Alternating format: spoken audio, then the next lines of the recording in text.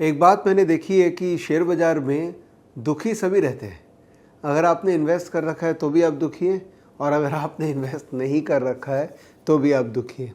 Invest कर रखा है आप दुखी इसलिए कि आपको लगता है कि अरे कम इन्वेस्ट कर रखा है, मार्केट तो कितना तेज़ हो गया, बहुत पैसे बन जाते। और नहीं इन्वेस्ट कर रखा है तो दुख है ही, क्योंकि मार्केट इतना तेज़ हो गया और पैसे तो डाल नहीं रखे।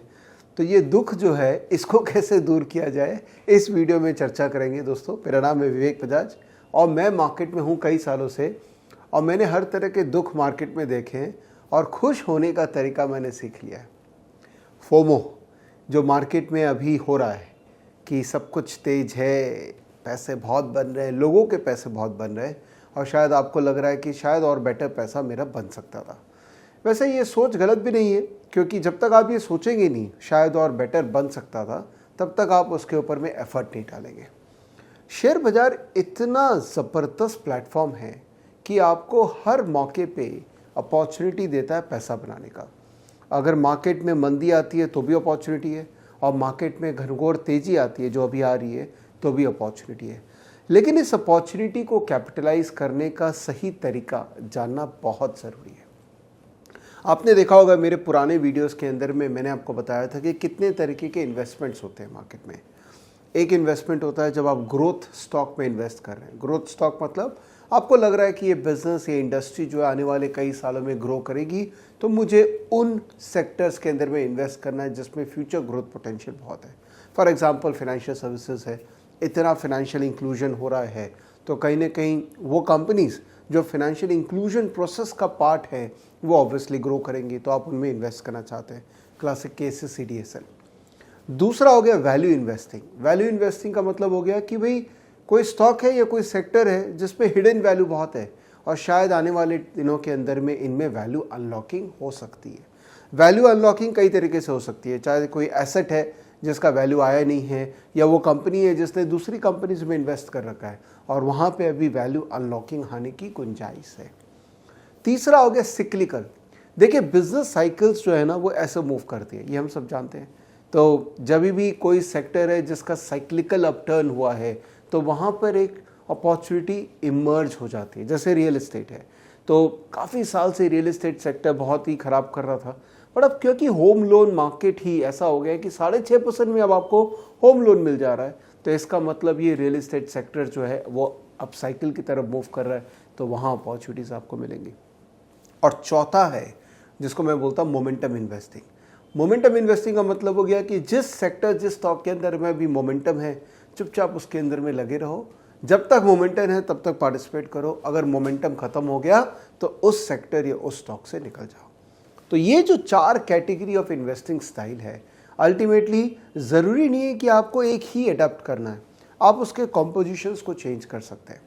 एग्जाम्पल के रूप में सपोज आपके पास 10 लाख रुपए है, ठीक है, तो अभी जो एनवायरनमेंट है जहाँ पे पैसे प्रिंट बहुत हो रहे हैं, इंटरेस्ट रेट सिनेरियो बहुत नीचे की तरफ है, ओवरऑल तेज़ी का माहौल है, तो शायद आप एलोकेशन मोमेंटम और ग्रोथ की तरफ ज़्यादा रखेंगे।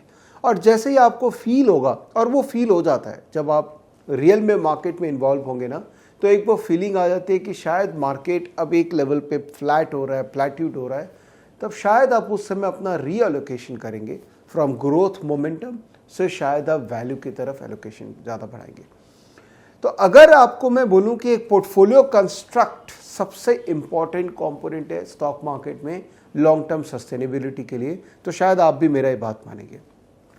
इंडिविजुअल स्टॉक्स तेज हो रहे हैं, गिर रहे हैं, एक स्टॉक में आपने पैसे डाले, एक स्टॉक में पैसे नहीं डालें, ये चलता रहेगा, और ये कार्यक्रम में आप परेशान होते रहेंगे, और आपके ऊपर है कि आप कितना परेशान होना चाहते हैं। एक्चुअली डिग्री और परेशानी पे डिपेंड करती है। अगर आप बहुत ज़्यादा बाकी चीज़ों को देखेंगे तो परेशानी की डिग्री बहुत हाई हो जाती है, अगर आप बाकी चीज़ों को कम देखेंगे तो परेशानी की डिग्री थोड़ी कम हो जाती है। तो जैसे जैसे मार्केट में आप ज़्यादा टाइम स्पेंड करते हैं, मैच्योरिटी आती है, वैसे वैसे परेशानी की डिग्री भी कम होती रहती है। मैं आपको एक कॉन्सेप्ट देना चाहता हूँ इस वीडियो के अंदर में कि पोर्टफोलियो कंस्ट्रक्ट जब आप करते हैं तो ये 4 सेगमेंट में अपने पोर्टफोलियो को कंस्ट्रक्ट करिए, 4 स्टाइल ऑफ इन्वेस्टिंग में अपने आप को कंस्ट्रक्ट करिए। अभी मार्केट क्योंकि हीटेड है तो आप चाहेंगे कि ग्रोथ और मोमेंटम ओरिएंटेड इन्वेस्टमेंट ज़्यादा करें। बट डेफिनेटली जैसे जैसे मार्केट एक लेवल पे हाई होता जाएगा, जब इन्फ्लेशन हिट करने लग जाएगा, जब इंटरेस्ट रेट्स प्रॉब्ली ऊपर की तरफ मूव करने लग जाएंगे, तब हो सकता है कि आप वैल्यू की तरफ मूव करें। मैं आपको एग्जांपल देता हूँ कि ये 10 स्टॉक है जिसमें मैं इन्वेस्ट कर रखा हूँ, मेरे बच्चों के लिए इन्वेस्ट कर रखा हूँ, और ये एक अलग पोर्टफोलियो मैंने बना रखा है कि मुझे पता है कि ये 10 स्टॉक में मैं इन्वेस्ट करूँगा तो मेरे घर से पैसे लगेंगे नहीं, चाहे मार्केट नीचे जाए चाहे ऊपर जाए, कुछ भी हो जाए, तो ये 10 स्टॉक के अंदर में मुझे एक सेफ्टी नेट अपने बच्चों के लिए नज़र आता है। इस 10 में से 5 स्टॉक तो मैंने पहले भी बताई थी आपको जब मैंने एक वीडियो रिकॉर्ड किया था कि ये 5 स्टॉक है जिनमें वैल्यू भी है और जिसमें ग्रोथ भी है, तो ये 5 स्टॉक्स में दिमाग लगाना चाहिए। उसके अलावा और भी 5 स्टॉक है जो मैं आपको बता रहा हूँ। तो ये 10 स्टॉक है जिनमें मुझे चिंता नहीं है कि आज अगर मार्केट गिर भी गया तो ये 10 स्टॉक में इन्वेस्ट करने में मुझे वैल्यू भी मिलता है, मुझे थोड़ा बहुत ग्रोथ प्ले भी मिलता है, मोमेंटम हल्का फुल्का मिलता है, but momentum generally theme base होती है। तो जब भी कोई थीम चलता है तो एक मोमेंटम आ जाती है। जैसे अभी होटल्स थीम, क्योंकि वापस से चीज़ें रिकवर हो रही है, लोग वापस ट्रैवल करना चालू कर रहे हैं, तो होटल्स थीम जो है वो काफ़ी स्ट्रॉन्ग मोमेंटम में आ रखी है। तो छोटा पैसा मोमेंटम के लिए यूज़ करके राइड करिए मोमेंटम, जब मोमेंटम डाई डाउन हो जाए तो वहाँ से निकल जाइए। तो वो एक अलग एलोकेशन आप कर सकते हैं। तो एक बार मान लेते हैं कि आपके पास में 10 लाख रुपए है और वो 10 लाख रुपए आप एलोकेट करना चाह रहे हैं, तो 10 लाख में से 5 लाख ये 10 स्टॉक जो है इनमें आप एलोकेशन करिए, जो कि आपके लॉन्ग टर्म वेल्थ क्रिएशन का जर्नी में आपको हेल्प करेंगे। बाकी 5 लाख के अंदर में momentum, growth, short term opportunities के लिए उनको यूज़ करिए। जो कंजर्वेटिव लोग हैं वो 5 लाख की जगह 6-7 लाख कर सकते हैं इसमें, और बाकी में 3 लाख कर सकते हैं। जो बहुत एग्रेसिव लोग हैं वो प्रॉब्ली इसमें 3 लाख 4 लाख कर सकते हैं, और बाकी चीज़ों के अंदर में 6 लाख 7 लाख कर सकते हैं। तो कौन से वो 10 स्टॉक है? रिलायंस इंडस्ट्रीज़ एक वैल्यू स्टॉक है, ग्रोथ है। कोटक बैंक जिसमें वैल्यू है एम्बेडेड बिकॉज वो बाकी बिजनेसेस में इन्वेस्ट कर रखा है, और एज अ बैंक भी उसके अंदर में ग्रोथ है। State Bank of India same logic same theory. Info Edge और Naukri same logic same theory. SDFC same logic same theory. ये बिजनेस अपने आप में ग्रोइंग है, यहाँ से आने वाले दिनों में ग्रो करेगा, और कंपनी के अंदर में वैल्यू भी है बिकॉज कंपनी में एसेट्स हैं जिनके अंदर में एम्बेडेड वैल्यू है। तो ये 5 स्टॉक तो मैं कंटिन्यूसली आपको बताता जा रहा हूँ। मेरा पुराना वीडियो भी अगर आप देखेंगे, यहाँ पर मैं लिंक दे दूंगा, उसमें ये 5 स्टॉक के बारे में मैंने बहुत पहले भी बात की थी और अभी भी मैं बात कर रहा हूँ कि ये आपके SIP स्टॉक्स हैं। इनमें कंसिस्टेंटली आपको पैसे डालते रहना पड़ेगा, इनमें टाइमिंग करना बहुत बहुत डिफिकल्ट है। उसके अलावा 5 स्टॉक और है जिनको मैं कंसिस्टेंटली बाई कर रहा हूँ फॉर माई किड्स। एक है लार्सन एंड टूब्रो जिसमें अगेन वैल्यू भी है और मुझे अब इंफ्रास्ट्रक्चर में ग्रोथ भी नज़र आ रहा है। ICICI बैंक जिसमें अगेन वैल्यू भी है और बैंकिंग के अंदर में एक बहुत ही रेपुटेड प्राइवेट बैंक के रूप में इमर्ज हो गया है। डाबर मुझे लगता है कि एक ऐसी कंपनी है जो बहुत लंबे दौर तक रहेगी हमारे साथ, हमारे जीवन के साथ जुड़ी हुई है, और हो सकता है कि ये बहुत ही एग्रेसिव ग्रोथ ना दे आपको stock price point of view से, बट स्टेडी एक स्टेप वाइज ग्रोथ इसके अंदर में आएगा, तो पैसे लगने की गुंजाइश कम है इस कंपनी में। उसके बाद है ITC स्टॉक अब बहुत डिफरेंट हो गया। पहले थोड़ा सा उसमें चैलेंजेस थे, बट अभी मुझे लग रहा है कि मैनेजमेंट का अप्रोच भी डिफरेंट हुआ है।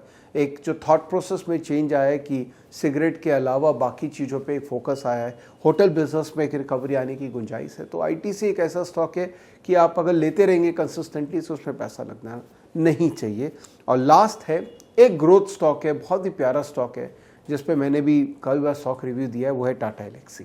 टाटा एलेक्सी एक ऐसा टेक कंपनी है, इतने अच्छे प्रोडक्ट्स और इतने अच्छे सर्विसेज में इन्वॉल्व है कि फ्यूचर मुझे इस कंपनी का काफ़ी ब्राइट लगता है। तो ये 10 स्टॉक जो मैं अपने बच्चों के लिए ले रहा हूँ, तो आपको एक अलग एलोकेशन करना पड़ेगा कि ये 10 स्टॉक में हमको रेगुलरली एक risk free less risk investing के रूप में SIP के रूप में ये 10 स्टॉक आपको कंसिस्टेंटली काम करते रहना पड़ेगा, और आप देखेंगे आपको इक्विटी के अंदर में अच्छा रिटर्न मिलेगा।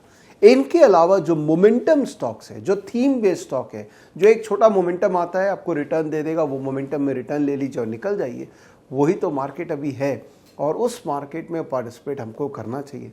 मोमेंटम आइडेंटिफाई करने का तरीका मैंने आपको कई बार मेरे वीडियोस में बताया है। आप डिलीवरी देखिए, आप ओपन इंटरेस्ट देखिए, आप ओवरऑल मार्केट में इन्वॉल्व रहिए, तो आपको वो सेक्टर नज़र आएगा जिसमें मोमेंटम है, और आप छोटा कैपिटल से एक मोमेंटम प्ले भी कर सकते हैं, छोटे छोटे रिटर्न्स वहाँ पे टारगेट कर सकते हैं।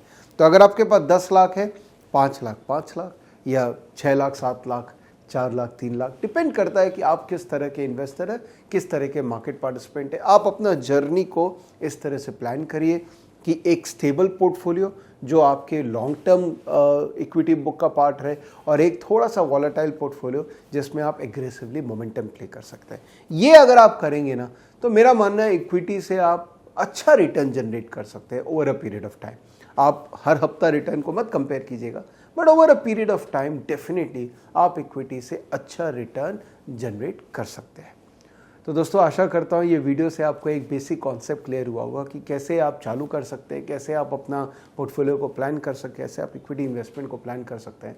अगर मेरा काम अच्छा लग रहा है तो दोस्तों के साथ शेयर कीजिए और डेफिनेटली कमेंट कीजिएगा।